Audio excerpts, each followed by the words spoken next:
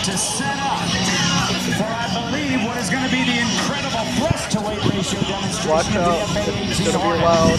World War I. Mom, plug your ears. In less than 6,000 feet of altitude, we're going to see the Hornet do a show.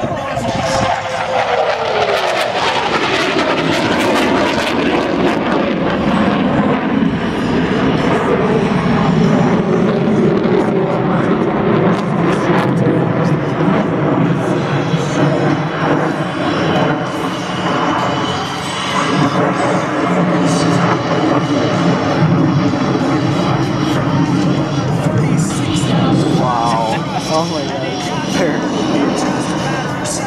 Well, what are you doing?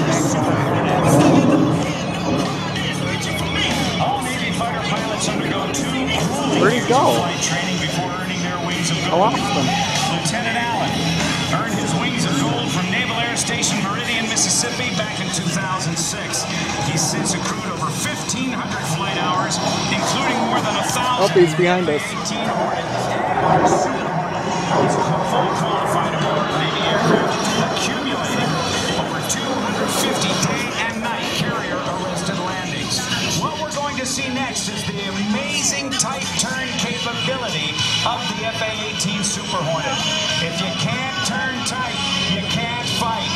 Watch from the left as Worm dives in. Lieutenant Fred Allen from Naval Air Station Oceana, Virginia. He'll reach show center, throw the stick to the left into 90-degree angle of bank, yank back on the stick, experiencing 7 times the pull of gravity in the Hornet.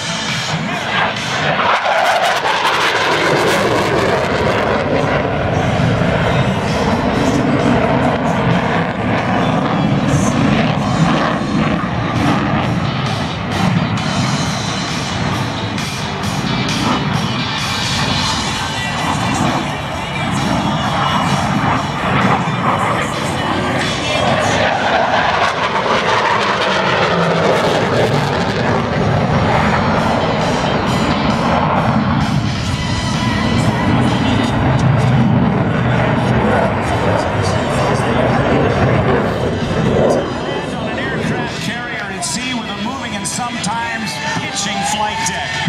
Navy and Marine Corps pilots are trained to hit the landing area with pinpoint accuracy, and what is not so much of a landing as it is a controlled crash, stopping the aircraft from 175 miles an hour in a few hundred feet.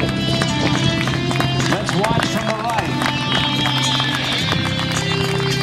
As Worm comes in, drops the gear, lowers the flaps, and you can see the tail hook extended at the rear of the aircraft. It's that tail hook that stops the aircraft in an area not much bigger than your driveway.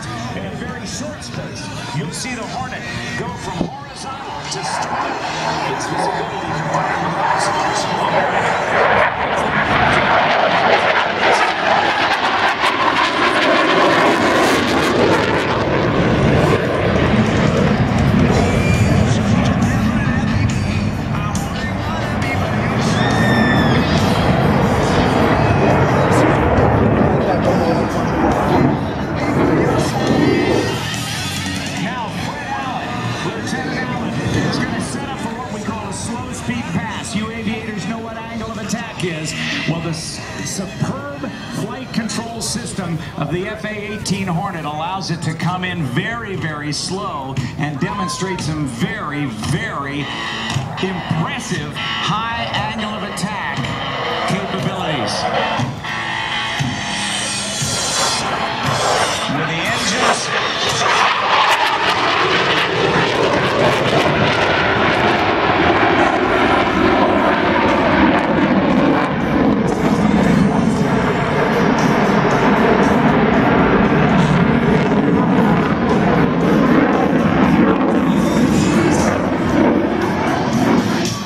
Now as he sets up for this high angle of attack maneuver, let's see if we can go live to the cockpit and check in with Lieutenant Fred Allen.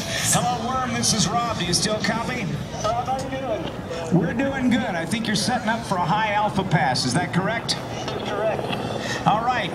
Talk the people through it. Tell them what you're doing to get the airplane slowed down and get that nose up, and tell them how slow and how far that nose is pulled up. You got it, Rob. Right now we're decelerating through 170 knots, which is pretty good. 700 feet. Got the throttle back at idle, just allowing that angle of attack to build.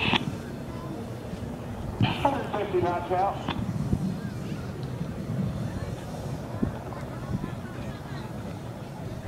Just starting to get the angle of attack. I'm looking for him at 15 degrees, nose up, decelerating through 140. 130 knots. We're now at 25 alpha. This is one of the strengths of the Hornet. The ability to fly and maintain control at very low airspeed and a high angle of attack. Looking at 130 knots.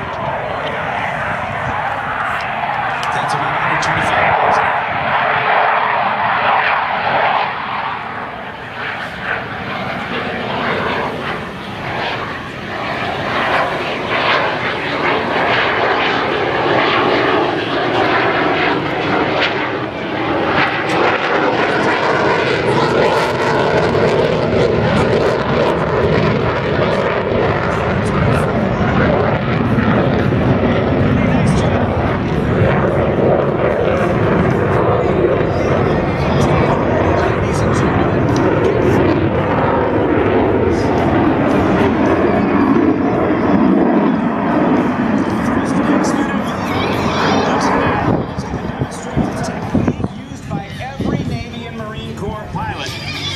As he approaches the aircraft and prepares it for landing, the Hornet's going to approach at 500 feet.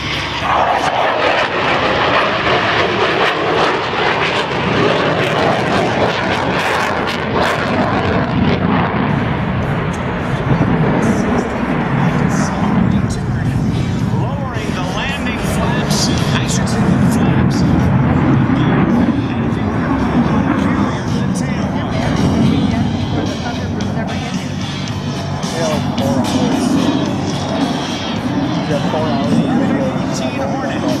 As you see here, actually the original design of this airplane was a loser in a competition for a lightweight fighter for the Air Force. But what was a loser for the Air Force has been a big winner for the Navy. Here comes the Hornets.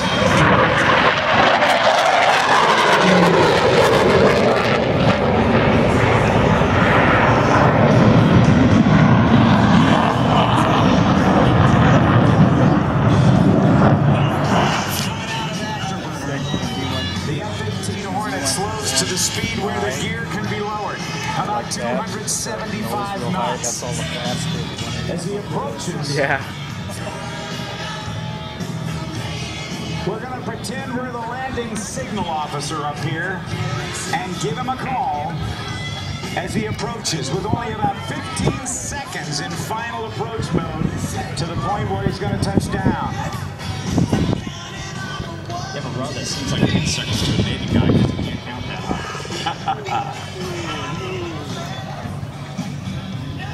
Hornet 1-1, call the ball.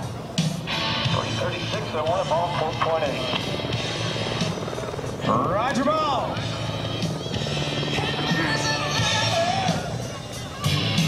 At a descent rate of about 700 feet per minute, he'll drive it right down to the runway with absolutely no flare.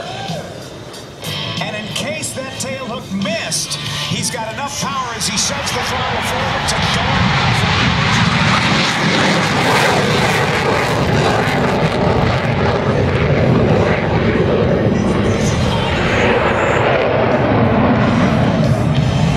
up next is going to be an icon moment.